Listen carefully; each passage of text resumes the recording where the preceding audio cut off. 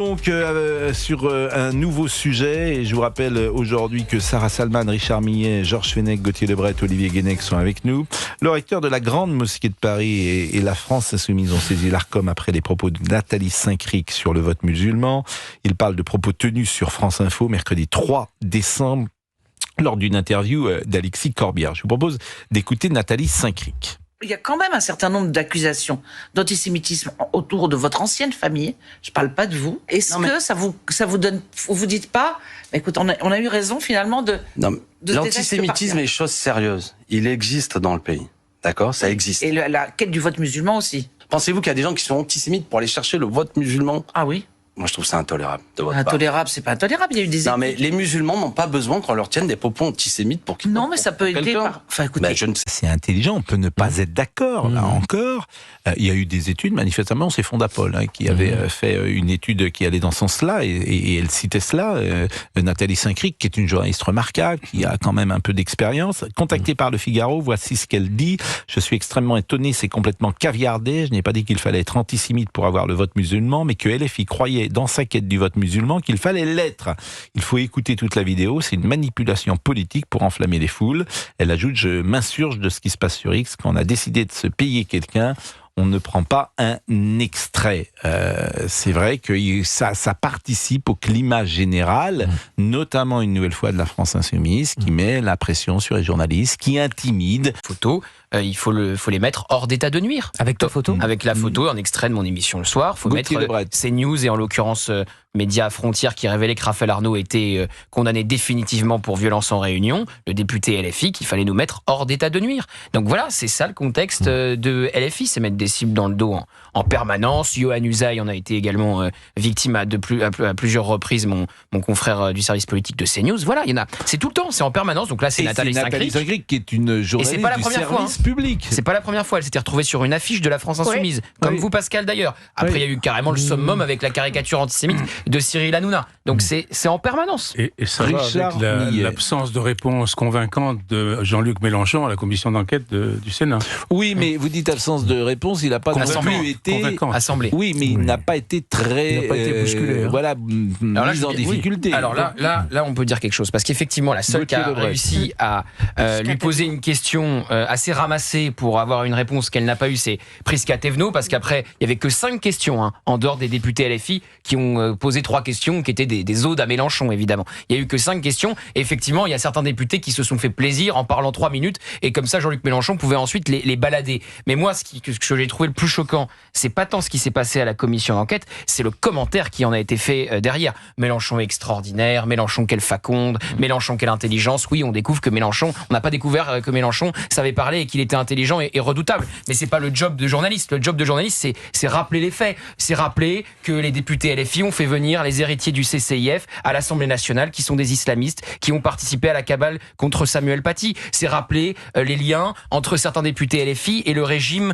iranien des Mollahs. Je renvoie vers le livre d'Emmanuel Razavi, qui est juste l'un des pires régimes despotiques de par le monde. C'est rappeler leurs liens avec Elias Dimzalen, islamiste, fiché S, antisémite, qu'ils sont allés voir en garde à vue et avec lequel ils ont manifesté, même au moment où il appelait à l'intifada dans les rues de Paris. Des exemples comme ça, il y en a des centaines. Je peux parler de Rima Hassan, le prof de Lyon 2 qui va manifester en Jordanie dans une manif pro-Hamas. Et alors le prof de Lyon 2, Jean-Luc Mélenchon, l'a même défendu lors de cette commission d'enquête. Il défend un prof qui fait une liste de juifs. Voilà, ça c'est le job. C'est pas juste de dire il est extraordinaire Mélenchon, il sait parler.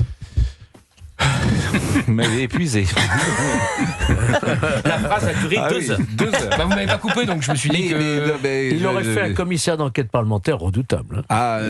Oui, oui, d'accord. Bon. Non, ça ne vous a pas convaincu, je vous ai non, parce qu'on était sur Nathalie Saint-Cric. C'est vous qui a évoqué Mélenchon, c'est même pas moi. Oui, non, mais pardon. Et Nathalie Saint-Cric, l'Arcom est saisie. Comment? L'Arcom est saisie. Merci. Oui, on vient de riche là. Là, on se Gauthier et Georges. Non, mais vous avez parfaitement raison. C'est intéressant de voir la décision par le recteur de la mosquée de Paris. En tout cas, ça participe. Nathalie Saint-Cric assure également vouloir clarifier directement les choses avec Chem Emdine Hafiz. Je vais aller voir aujourd'hui le recteur de la Grande Mosquée. Il vient d'enregistrer une émission sur la laïcité. Je vais lui montrer l'entièreté de la vidéo. Il verra ce qu'on dit sur moi est totalement faux. C'est vrai qu'il y a un climat. Alors, ce qui est intéressant, c'est que on a toujours parlé du vote juif, du vote catholique. C'était même banal. Les journalistes faisaient leur métier. Donc, le vote juif, par exemple, pendant très longtemps, il a été à gauche. Pour des raisons d'ailleurs évidentes. Les juifs avaient un rapport avec la droite qui était lié aussi au catholicisme et que la droite était, c'est vrai, plutôt catholique. Et jusqu'à Vatican II, avec le déicide qui était dans le catholicisme tel qu'il était enseigné à l'époque, il y avait un peu de distance entre les juifs et la droite française. Bon, ça essentialise, moi je trouve, ces expressions vote juif, vote musulman, vote catholique. Il faut dire que 60% des votants musulmans ont voté Mélenchon, on peut le dire comme ça. Mais le vote, le vote juif, ça essentialise. Mais le vote de s'intéresser comment votent différent. Les catholiques. Le vote catholique, moi ça me choque de pas. droite et de gauche. Ça ne me choque pas de penser. Je pense que les catholiques. Mais tous les catholiques ne votent pas pareil, tous les juifs ne votent pas pareil, tous les musulmans ne votent pas pareil. J'entends ce que vous dites, mais le vote catholique, globalement, il est plutôt conservateur et sans doute plutôt à droite. Vous connaissez, les cathos de gauche, vous les connaissez pas? Il y a aussi des poissons volants, mais c'est sans doute pas la majorité de l'espèce. C'est toujours la même chose. Non, mais même vous y mettez. Alors c'est terrible parce qu'en fait, il faut généraliser. Il a raison. Ah bah non. Mais si, parce que on doit. Je trouve que la généralisation, elle dit des choses. Par exemple, les Italiens ne sont pas des Français, qui ne sont pas des Allemands, qui ne sont pas des Russes, qui sont des Anglais et qui ne sont pas des Anglais. Ça, c'est généralisé.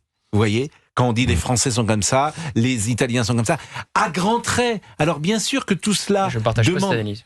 C'est pour ça qu'on parle d'ailleurs, c'est parce que les gens sont pas d'accord.